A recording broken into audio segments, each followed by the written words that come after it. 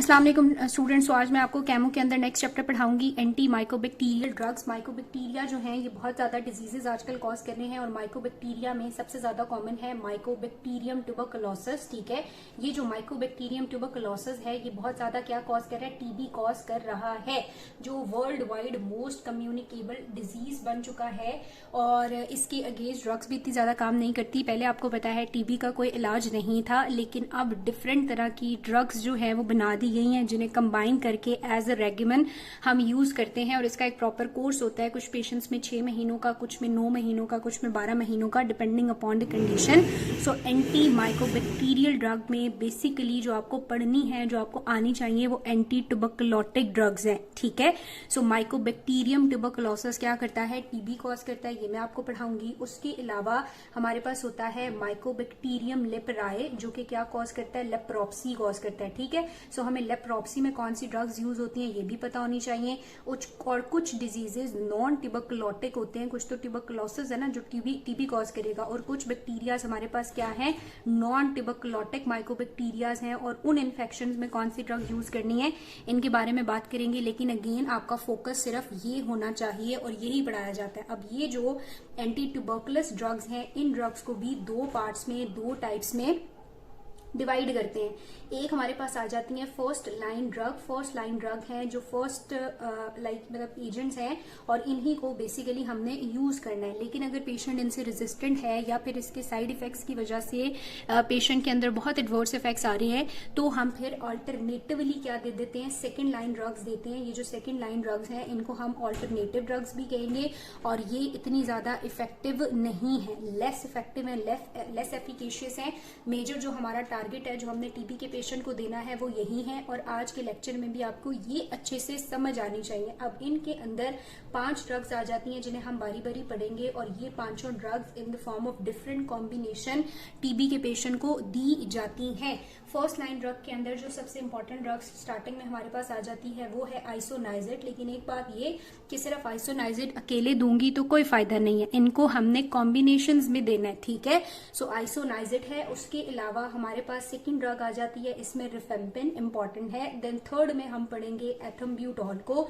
एथम्ब्यूटॉल भी different combinations में दी जाती है। देन हमारे पास आती है पायराजाइनामाइड। ठीक है पायराजाइनामाइड। ये पांचों ड्रग्स आपको फिंगर टिप्स पे आनी चाहिए, इनके नेम, मैकेनिज्म ऑफ एक्शन, इनके एडवर्स इफेक्ट। ठीक है, और लास्टली जो है वो स्ट्रेप्टोमाइसिन है। स्ट्रेप्टोमाइसिन पहले बहुत ज्यादा यूज की जाती थी टीबी के पेशेंट में, लेकिन अब स्ट्रेप्टोमाइसिन को आइसोनाइजेट और रिफेम्पिन ने रिप्लेस कर दी है। ठीक है, सेकेंड लाइन ड्रग के तौर पे जो कि लेस एफिकेशियस है, ऑल्टरनेटिव है, हम कौन सी ड्रग्स दे सकते हैं, इसमें हमारे पास एमिकेसिन, ठीक है, सिप्रोफ्लॉक्सासिन, एथियोनामाइड या अमाइनोसैलिसिलिक एसिड या डिफरेंट तरह की ड्रग्स आती हैं। ठीक है, इसमें हमारे पास क्या आ जाती है, एमिकेसिन आ जाती है। उसके अलावा मैं आपको प्रोटीन सिंथेसिस इनहिबिटर में बताऊंगी, वो फ्लोरोक्विनोलोन इसमें आ जाते हैं। अमाइनो ग्लाइकोसाइड्स जो है वो इसके अंदर आ जाती हैं। इसमें पैरा अमाइनो सैलिसिलिक एसिड आता है जो कि एनालॉग है पैबा का, पैरा अमाइनो ब्यूटेरिक एसिड का। ठीक है, सो ये डिफरेंट तरह की ड्रग्स जो है ये सेकेंड लाइन एजेंट के तौर पे यूज होती हैं। इनके सिर्फ 1-2 नाम और मैकेनिज्म ऑफ एक्शन आपको अगर आ जाए तो अच्छी बात है, वरना आपका फोकस यही है। ठीक है, अब जो माइकोबैक्टीरियम लेप्राए की वजह से लेप्रोप्सी डिजीज होता है, इसको ट्रीट करने के लिए जो ड्रग ऑफ चॉइस है वो हमारे पास है डेप्सोन। ठीक है, कौन सी है, डेप्सोन है। और डेप्सोन के साथ हम दे सकते हैं पेशेंट को क्लोफाजिमाइन। ठीक है, क्लोफाजिमाइन भी दे सकते हैं या रिफेम्पिन भी देते हैं। यही वाली रिफेम्पिन भी हम लेप्रोप्सी में दे सकते हैं। उसके अलावा इसी डेप्सोन का एनालॉग होता है, उसको हम कहते हैं एसिडेप्सोन, सो वो भी दिया जा सकता है। नॉन ट्यूबरकुलोटिक इन्फेक्शन में बेसिकली मैक्रोलाइड्स देते हैं, जिनमें एजिथ्रोमाइसिन आपके साथ मैक्रोलाइड का पूरा एक डिटेल लेक्चर है, इसीलिए इसको यहाँ पे नहीं डिस्कस करते, इनको भी डिस्कस नहीं करते क्योंकि ये इंडिविजुअल ड्रग्स हमने पढ़नी है दूसरे चैप्टर्स में, फोकस सिर्फ ये है। सो एजिथ्रोमाइसिन, क्लेरिथ्रोमाइसिन वगैरह हम नॉन ट्यूबरकुलोटिक इन्फेक्शन में यूज कर सकते हैं। जो पढ़नी है उनको स्टार्ट करते हैं। सबसे पहली जो ड्रग हमने पढ़नी है वो है हमारे पास आइसोनाइजेट। ठीक है, आइसोनाइजेट जो है अच्छा जी, सबसे इंपॉर्टेंट ड्रग है इसके अंदर रिफेम्पिन और सॉरी आइसोनाइजेट। आइसोनाइजेट हम पढ़ते हैं, ये हमारे पास मोस्ट इंपॉर्टेंट ड्रग है जो टीबी के लिए यूज की जाती है। इसके बगैर जो टीबी का एक रेगिमेंट बनाया जाता है या एक कॉम्बिनेशन बनाया जाता है वो नहीं बन सकता। आइसोनाइजेट जो है और रिफेम्पिन ये हमने मस्ट यूज करनी है। उसके साथ हम एथम्ब्यूटॉल ऐड कर देते हैं या फिर हम उसके अलावा इसमें पायराजाइनामाइड ऐड करेंगे, स्ट्रेप्टोमाइसिन ऐड करेंगे या कुछ और ड्रग करेंगे। ये दोनों प्राइमरी टीबी रेगिमेंट जब बनाया जाता है तो उसमें मस्ट ऐड होती हैं। सो ये मोस्ट इंपॉर्टेंट टीबी ड्रग है। ये आइसोनिकोटोनिक एसिड हाइड्रोक्सीलेज है और हम कहते हैं ये मोस्ट एक्टिव भी है अगेंस्ट टीबी। ठीक है, ये बहुत ज्यादा एक्टिव भी है अगेंस्ट टीबी। एक इंपॉर्टेंट बात ये है कि हमारे पास जो ट्यूबरकुलोसिस होता है ना, जो माइकोबैक्टीरियम ट्यूबरकुलोसिस है, आप पैथो के अंदर पढ़ेंगे कि माइकोबैक्टीरियम ट्यूबरकुलोसिस क्या करता है, मैक्रोफेज के अंदर जाता है और वहां पे रेप्लिकेट करता है। सो जो ड्रग हमने देनी है उसको क्या होना चाहिए, मैक्रोफेज या मेम्ब्रेन्स को पेनिट्रेट करने की एबिलिटी उसमें होनी चाहिए ताकि वो अंदर जाए। सो आइसोनाइजेट जो है ये ना सिर्फ एक्स्ट्रा सेलुलर माइकोबैक्टीरियम को किल करती है बल्कि इसमें एबिलिटी है कि माइक्रोफेज को पेनिट्रेट करके अंदर जाती है और अंदर पड़े मैक्रोफेज माइकोबैक्टीरियम को भी किल करती है। ठीक है, सो ये इंट्रा सेलुलर और एक्स्ट्रा सेलुलर दोनों तरह के माइक्रो ऑर्गेनिजम्स को किल कर सकती है और उनके अगेंस्ट यूज होती है। अब इंपॉर्टेंट चीज आ जाता है इसका मैकेनिज्म ऑफ एक्शन और वो आपने बड़े अच्छे से समझना है। एक डायरेक्ट मैकेनिज्म ऑफ एक्शन अगर मैं इसका बताऊं तो आप लोगों ने याद रखना है कि ये इनहिबिट करती है माइकोलिक एसिड की सिंथेसिस को। क्या करती है, इनहिबिट कर देती है माइकोलिक एसिड की सिंथेसिस को। ये बात आपने याद रखनी है। अब आपको पता होना चाहिए ना कि माइकोलिक एसिड क्या है और ये उसको इनहिबिट करती है, तो ये कैसे हमें फायदा दे रही है। सो ये माइकोलिक एसिड की सिंथेसिस को इनहिबिट कर देती है और माइकोलिक एसिड जो है ये माइकोबैक्टीरियल सेल वॉल का बड़ा इंपॉर्टेंट कंपोनेंट है। ठीक है, माइकोबैक्टीरियम सेल वॉल का बड़ा इंपॉर्टेंट कंपोनेंट है माइकोलिक एसिड और ये आइसोनाइजेट माइकोलिक एसिड को की सिंथेसिस को इनहिबिट करती है। अब कैसे इनहिबिट करती है इसकी बात करेंगे। आइसोनाइजेट एक प्रो ड्रग की फॉर्म में होती है। प्रो ड्रग का मतलब है ये इनिशियली इनएक्टिवेटेड फॉर्म में दी जाती है। ठीक है, जब ये प्रो ड्रग की फॉर्म में जाती है तो इसके ऊपर एक्ट करता है। सो ये प्रो ड्रग की फॉर्म में होती है और इसके ऊपर एक माइकोबैक्टीरियल एंजाइम एक्ट करता है जिसको हम कहते हैं कैट जी। ठीक है, सो कैट जी एंजाइम इसके ऊपर एक्ट करता है और इसको कन्वर्ट कर देता है एक्टिवेटेड फॉर्म में। ये प्रो ड्रग में थी, इनएक्टिवेटेड थी, इसके ऊपर कैट जी ने एक्ट किया और ये कन्वर्ट हो गई है एक एक्टिवेटेड फॉर्म में।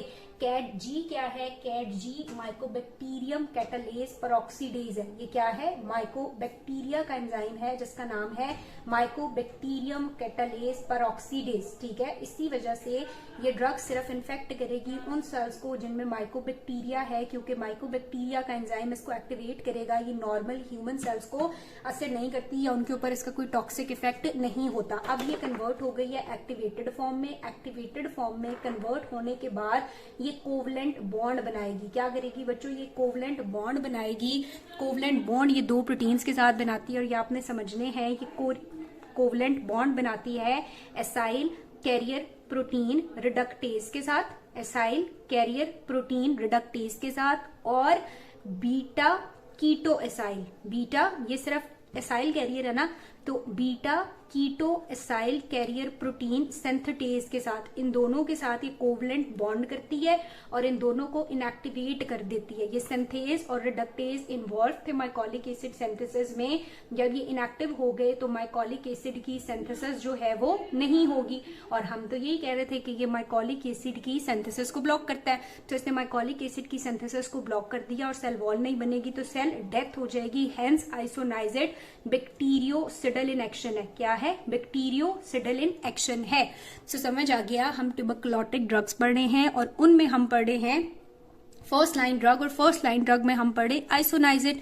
आइसोनाइजेट मोस्ट इंपॉर्टेंट ट्यूबरकुलोटिक ड्रग है। इसे हम यूज करते हैं ट्यूबरकुलोसिस के पेशेंट में डिफरेंट रेगिमेंट्स की फॉर्म में, डिफरेंट कॉम्बिनेशंस की फॉर्म में। ये मोस्ट एक्टिव ड्रग है अगेंस्ट टीबी और ना सिर्फ एक्स्ट्रा सेलुलरली बल्कि ये इंट्रा सेलुलरली भी एक्टिवेट है क्योंकि ये मैक्रोफेज को पेनिट्रेट कर सकती है। इंपॉर्टेंट इसका मैकेनिज्म ऑफ एक्शन है। ये क्या करती है, माइकोलिक एसिड की सिंथेसिस को इनहिबिट एक्टिवेट करती है। किस तरह से? ये एक प्रो ड्रग है जिसको एक्टिवेट करता है कैड-जी। कैड-जी क्या है? ये माइकोबैक्टीरियम कैटालेज पेरोक्सीडेज है।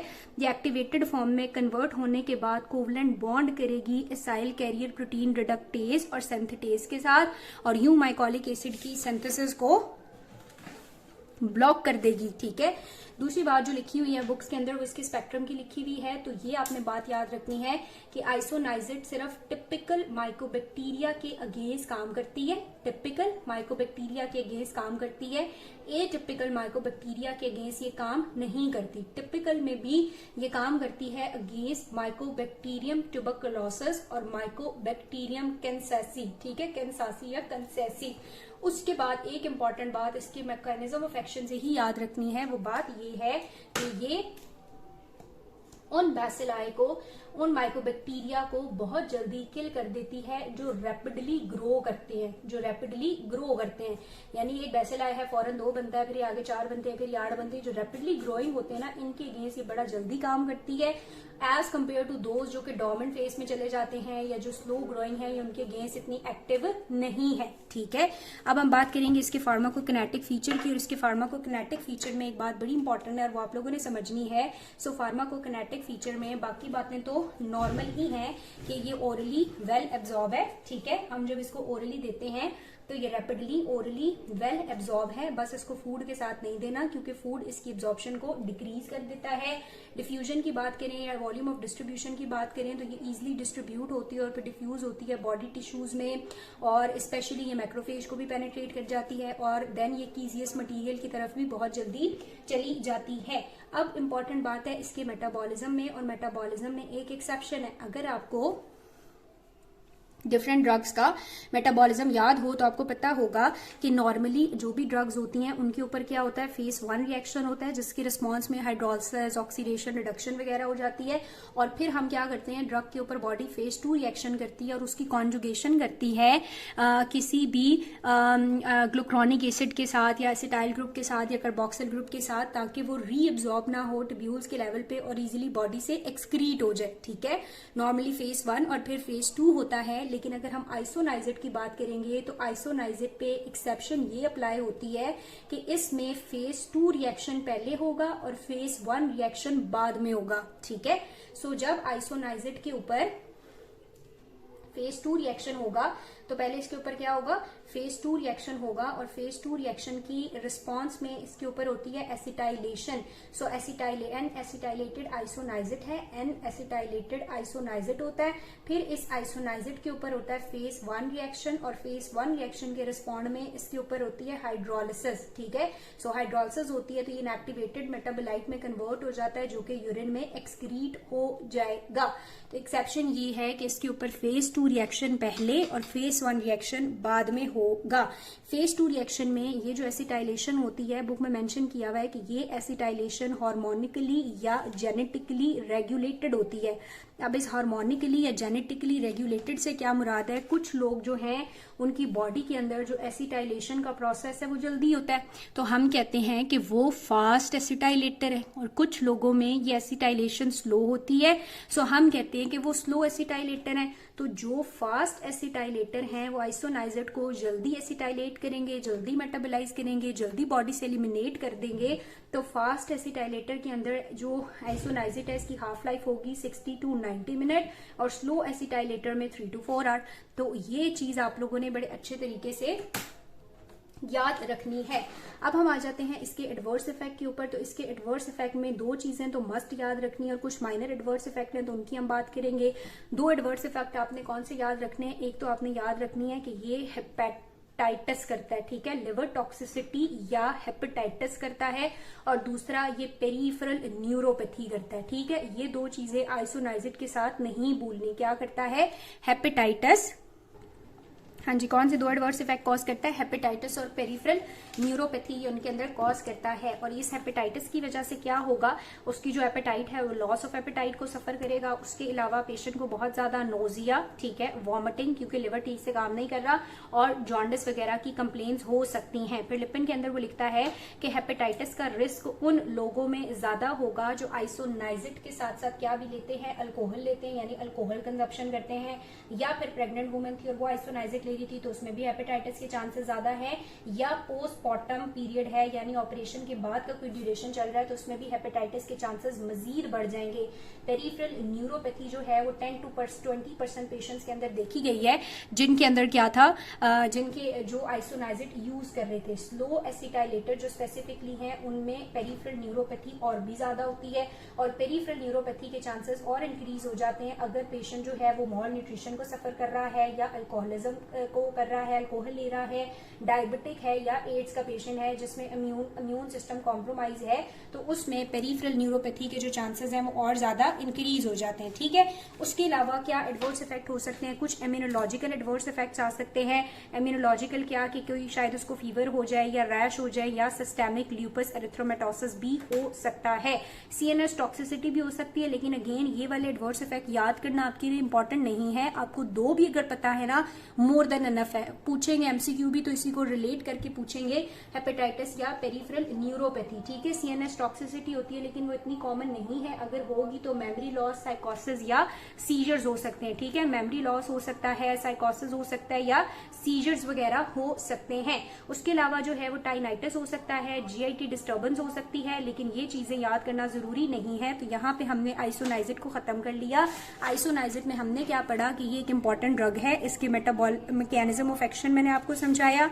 देन हमने इसकी मेटाबॉलिज्म में एक्सेप्शनल रूल पढ़ा कि इसमें फेज 2 पहले होती है और फेज 1 बाद में होती है, और एडवर्स इफेक्ट पे मैंने बताया कि इंपॉर्टेंट एडवर्स इफेक्ट है हेपेटाइटिस और पेरिफेरल न्यूरोपैथी। ठीक है जी, अब हम अपनी दूसरी ड्रग के ऊपर आते हैं। इसी क्लास के अंदर जो दूसरी ड्रग है वो है हमारे पास रिफेम्पिन, और रिफेम्पिन से एक इंपॉर्टेंट एमसीक्यू आता है, इसको रिलेट करके वो भी मैं आपको बताऊंगी। सो सेकेंड क्लास हमारे पास आ जाती है रिफेम्पिन की। ठीक है, ये जो रिफेम्पिन है ये सिंथेटिक डेरिवेटिव है राइफामाइसिन का, और इसको हासिल किया जाता है नेचुरली स्ट्रेप्टोमाइसिस मेडिटर्नाई से। ठीक है, इसको हासिल किया जाता है स्ट्रेप्टोमाइसिस मेडिटर्नाई से।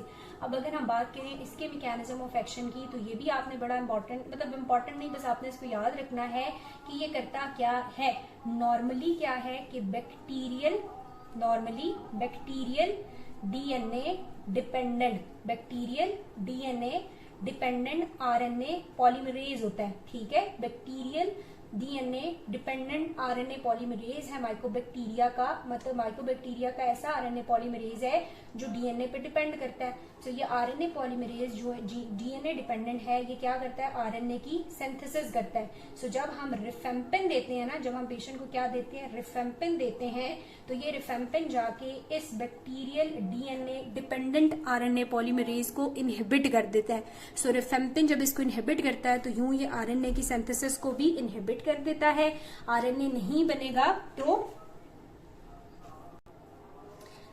आरएनए नहीं बनेगा तो आगे फर्दर जो है वो प्रोटीन्स भी ऑफ कोर्स नहीं बनेंगे। प्रोटीन्स नहीं बनेंगे तो वो जो माइकोबैक्टीरिया है उसकी डेथ हो जाएगी। जब उसकी डेथ हो जाएगी तो ये भी क्या है, बैक्टीरियोसिडल है। मुझे लगता है मैंने पीछे गलत बता दिया, आइसोनाइजिड भी बैक्टीरियोसिडल है और जो रिफेम्पिन है ये दोनों क्या है, बैक्टीरियोसिडल है। ठीक है, सो ये जो आइसोनाइजिड है ये भी कहता है मेम्ब्रेन्स को पेनिट्रेट करता है, तो इसको हम इंट्रासेलुलर एक्स्ट्रा सेलुलर दोनों तरह के ट्यूबरकुलोटिक ऑर्गेनिजम्स को किल करने के लिए दे सकते हैं। लेकिन ये बात है कि इसका जो स्पेक्ट्रम है वो काफी ज्यादा वाइडन है, काफी ज्यादा इनहेंस है एज कंपेयर टू आइसोनाइजिड। आइसोनाइजिड में याद करो क्या पढ़ाया है कि वो कहाँ पे यूज हो सकता है, माइकोबैक्टीरियम ट्यूबरकुलोसिस में और माइकोबैक्टीरियम कैंसासी में। ठीक है, लेकिन ये जो रिफेम्पिन है ये बहुत सारे ऑर्गेनिजम्स में यूज होता है। फॉर एग्जाम्पल हम इसको यूज कर सकते हैं माइकोबैक्टीरियम ट्यूबरकुलोसिस में, लेकिन ऐसे माइकोबैक्टीरिया जो नॉन ट्यूबरकुलोटिक इन्फेक्शन कॉज करते हैं, यानी टीबी ने इसके अलावा करते हैं, उनमें हमारे पास आ जाता है माइकोबैक्टीरियम कैंसेसी, उसके अगेंस्ट भी ये यूज होता है। उसके अलावा माइकोबैक्टीरियम ईवियम कॉम्प्लेक्स के अगेंस्ट, जो कि एक एटिपिकल माइकोबैक्टीरिया है, उसके अगेंस्ट भी हम रिफेम्पिन को यूज कर सकते हैं। माइकोबैक्टीरियम एवियम कॉम्प्लेक्स के अलावा ग्राम पॉजिटिव और ग्राम नेगेटिव स्पीशीज के लिए भी रिफेम्पिन यूज किया जा सकता है। और उसके अलावा हम जो है एच इन्फ्लुएंजा की वजह से और मेनिंजोकोकस की वजह से जो इन्फेक्शंस होते हैं उनमें भी रिफेम्पिन को यूज किया जा सकता है। सो ऐसे मेनिंजाइटिस में जो कि किसकी वजह से हुआ, एच इन्फ्लुएंजा की वजह से हुआ या फिर मेनिंजोकोकाई की वजह से हुआ, उसमें भी हम इसको यूज करते हैं और इसको माइकोबैक्टीरियम लेप्राई में भी यूज कर सकते हैं। ठीक है, तो इसके जो यूजेस हैं वो काफी ज्यादा हैं। कैसे, हमने बात की कि रिफेम्पिन को यूज किया जा सकता है माइकोबैक्टीरियम ट्यूबरकुलोसिस में, माइकोबैक्टीरियम कैंसेसी में, में, माइकोबैक्टीरियम ईवियस कॉम्प्लेक्स में, gram positive gram negative species में, मेनिनजाइटिस में जो एच इन्फ्लुएंजा से हुआ या मेनिंजोकोकल स्पीशी से हुआ, या फिर इसको माइकोबैक्टीरियम लेप्राई में भी यूज किया जा सकता है जो कि लेप्रोप्सी कॉज करेगा, और आगे हम देखेंगे कि यूज करते हैं। ठीक है, अब बात कर लेते हैं रिफेम्पिन की। मैकेनिज्म ऑफ एक्शन, स्पेक्ट्रम वगैरह हमने देख लिया। रिफेम्पिन के अंदर जो रेजिस्टेंस है वो कब डेवलप होगी, वो तब डेवलप हो जाएगी अगर जो bacterial DNA dependent RNA polymerase है ना, इसके लिए जो जीन कोड करती है, अगर इस जीन के अंदर ऑल्टरेशन होगी तो ये ऑल्टरेशन क्या कॉज कर सकती है, रेजिस्टेंस कॉज करती है। सो आपने यहाँ पे लिखना है, बल्कि मैंने आपको आइसोनाइजिड की रेजिस्टेंस भी नहीं बताई। तो अगर हम बात करेंगे रिफेम्पिन में रेजिस्टेंस क्यों डेवलप होती है और कब डेवलप होती है, तो अगर उस जीन के अंदर ऑल्टरेशन आ जाएगी, म्यूटेशन आ जाएगी, डिलीटेशन आ जाएगी, कौन सी जीन, वो जीन जो bacterial DNA dependent RNA polymerase के लिए कोड करती है, तो क्या डेवलप हो जाएगी, रेजिस्टेंस डेवलप हो जाएगी। ठीक है, आइसोनाइजिड की रेजिस्टेंस भी मैं आपको बताती हूँ। सो यूं हमारे पास रेजिस्टेंस डेवलप हो सकती है। इसके फार्माकोकाइनेटिक में भी एक इंपॉर्टेंट बात है, जैसे आइसोनाइजिड में थी वो भी डिस्कस करते हैं। इसकी जो एब्जॉर्प्शन है वो वेल होती है, ठीक है, ओरल एब्जॉर्प्शन इसकी होती है, सो ओरली हम दे सकते हैं। वॉल्यूम ऑफ डिस्ट्रीब्यूशन की बात करें तो ये वेल डिस्ट्रीब्यूट होता है तमाम बॉडी के टिश्यूज की तरफ, फ्लूइड्स में भी और ऑर्गन्स में भी। हाँ, एक इंपॉर्टेंट बात ये है कि नॉर्मली हमारे पास, आपको पता है, सिस्टेमिक सर्कुलेशन से ड्रग कहाँ जाती है, पोर्टल सर्कुलेशन में, पोर्टल सर्कुलेशन से कहाँ जाती है, लिवर में, और लिवर से आगे कहाँ चली जाती है, सिस्टेमिक सर्कुलेशन में ना। ठीक है, यहाँ से स्मॉल इंटेस्टाइन से आती है पोर्टल सर्कुलेशन, यहाँ से आती है लिवर और सिस्टेमिक सर्कुलेशन, और सिस्टेमिक सर्कुलेशन से टिश्यूज की तरफ, तो टिश्यूज से ये वापस रीसर्कुलेट होती है टुवर्ड लिवर। ठीक है, ये वापस आती है लिवर के पास, और लिवर के अंदर ही ये मेटाबोलाइज होती है, और लिवर में मेटाबोलाइज होने के बाद इसको एक्सक्रीट किया जाता है बाइल में, और बाइल से आगे ये कहाँ चली जाती है, फीसेस में। तो इसका primary route for excretion faeces है। स्मॉल अमाउंट जो है वो इसकी यूरिन में एक्सक्रीट होती है, तो इसकी रीसर्कुलेशन होती है toward liver after performing it's action, क्योंकि लिवर में ये मेटाबोलाइज होके थ्रू बाइल फीसेस में एक्सक्रीट होती है। सो ये इंपॉर्टेंट बात है इसकी फार्माकोकिनेटिक फीचर में। ठीक है, और ये कुछ ड्रग इंटरेक्शंस भी करती है, और वही ड्रग इंटरेक्शंस बहुत इंपॉर्टेंट है। मैं आपको ड्रग इंटरेक्शन एक डिजीज के साथ आगे रिलेट करके समझाऊंगी। सो यहाँ तक पढ़ा, रिफेम्पिन रिफामाइसिन का डेरिवेटिव है, इसको हम हासिल करते हैं, इसको हम जो है वो हासिल कर सकते हैं स्ट्रेप्टोमाइसिस मेडिटर्नाई से। देन हमने बात की कि ये bacterial DNA dependent RNA polymerase को इनहिबिट करके आरएनए की सिंथेसिस को इनहिबिट करती है और बैक्टीरिया की डेथ कॉज करती है, माइकोबैक्टीरिया की, इसलिए ये बैक्टीरियोसिडल इन एक्शन है। स्पेक्ट्रम इसका आइसोनाइजिड की निस्बतन हाई है। Mycobacterium tuberculosis, kansasii, atypical bacteria, positive negative leprae और मेनिंजाइटिस में हम इसको यूज कर सकते हैं। ठीक है, रेजिस्टेंस डेवलप होगी अगर इस जीन के अंदर ऑल्टरेशन आ जाएगी।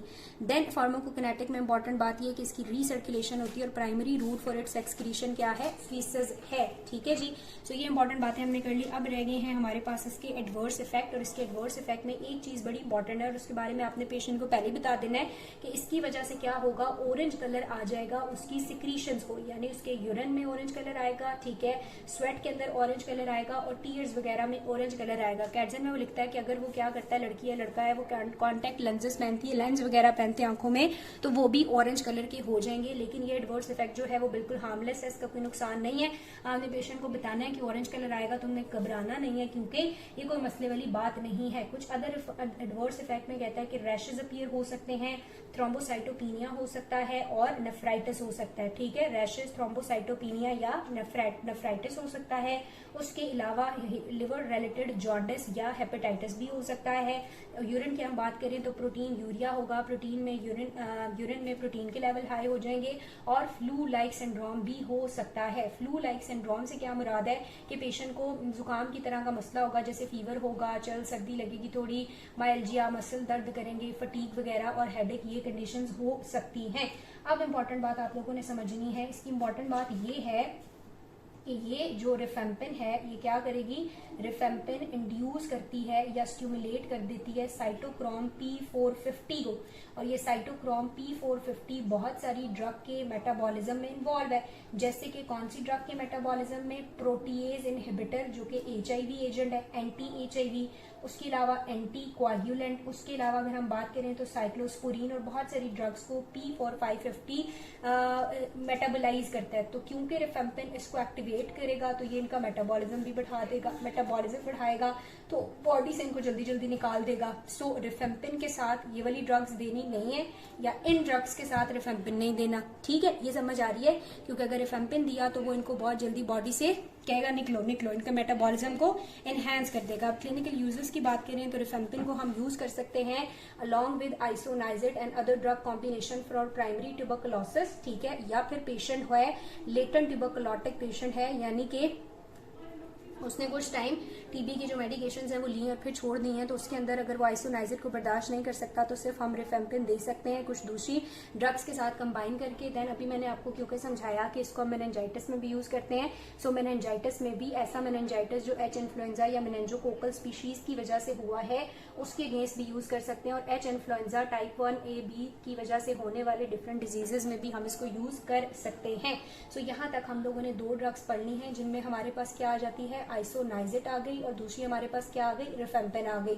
आइसोनाइजिड को हम टीबी के लिए यूज करते हैं, इसको भी हम टीबी के लिए यूज करते हैं। ये बैक्टीरियोसिडल है, ये भी बैक्टीरियोसिडल है, ये अंदर चली जाती है, इंट्रासेलुलरली एक्ट करती है, ये भी एक्ट करती है। इसका मैकेनिज्म ऑफ एक्शन ये है कि ये माइकोलिक एसिड की सिंथेसिस को इनहिबिट करती है। इसका ये है कि ये bacterial DNA dependent RNA polymerase को इनहिबिट करके आरएनए सिंथेसिस को रोकती है। इनिशियली ये दोनों कंबाइन करके देंगे तो टीबी में पेशेंट को कोई फर्क पड़ेगा। इसके एडवर्स इफेक्ट ये थे कि इसके एडवर्स इफेक्ट में हमारे पास इंपॉर्टेंट बात हमने याद रखनी है, हेपेटाइटिस और पेरिफेरल न्यूरोपैथी, इसमें ऑरेंज कलर आता है, रैशेस, थ्रोम्बोसाइटोपिनिया, हेपेटाइटिस, जॉन्डिस वगैरह। ठीक है, इसके अगेंस्ट रेजिस्टेंस डेवलप होती है अगर इस जीन के अंदर कोई मसला हो जो bacterial DNA dependent RNA polymerase के लिए इनकोड कर रही थी, और आइसोनाइजिड के अंदर भी म्यूटेशंस आती हैं। अब आइसोनाइजिड के अंदर रेजिस्टेंस क्यों डेवलप होती है, अगर तो कैट जी के अंदर म्यूटेशन हो जाए, पहली बात है म्यूटेशन या ऑल्टरेशन आएगी कैट जी में। दूसरी बात है कि एसाइल कैरियर प्रोटीन्स के अंदर कोई म्यूटेशन या ऑल्टरेशन आ गई। दूसरी बात है एसाइल कैरियर प्रोटीन रिडक्टेज या सिंथेज में कोई म्यूटेशन या ऑल्टरेशन आ गई। या थर्ड बात ये है कि जो टारगेटेड जीन्स हैं वो ओवर एक्सप्रेस करें अगर, तो भी म्यूटेशन आई भी हो तो भी हमारे पास क्या हो सकता है, रेजिस्टेंस डेवलप हो सकती है। सो 2 ड्रग्स हमने पढ़ लेनी है, और नेक्स्ट वीडियो में मैं आपको बाकी जो 3 ड्रग्स रह गई हैं जल्दी से पढ़ाऊंगी, और आपका यूं एंटी माइकोबैक्टीरियल तैयार हो जाएगा। ठीक है जी।